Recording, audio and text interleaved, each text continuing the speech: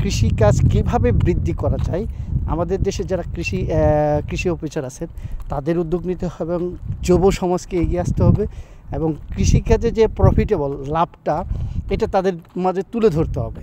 এবং ডাইরেক্টলি আমি বলতে চাই যে সরাসরি কৃষকরা যেন লাভবান হয় এবং অনুপ্রেরণা পায়, পরবর্তীতে তারা ভালো কিছু করতে পারে।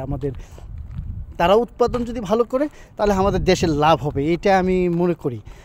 এনিহাও আমাদের কৃষকদের পাশে দাঁড়ানো উচিত।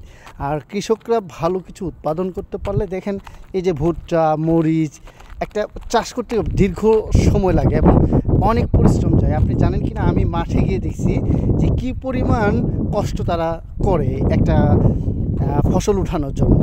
তো এই জন্য আমি মনে করি তাদের প্রতি সহানুভূতি হওয়া উচিত, তাদেরকে অনুপ্রেরণা দেওয়া উচিত, তাদের প্রতি ভালোবাসা দেওয়া উচিত।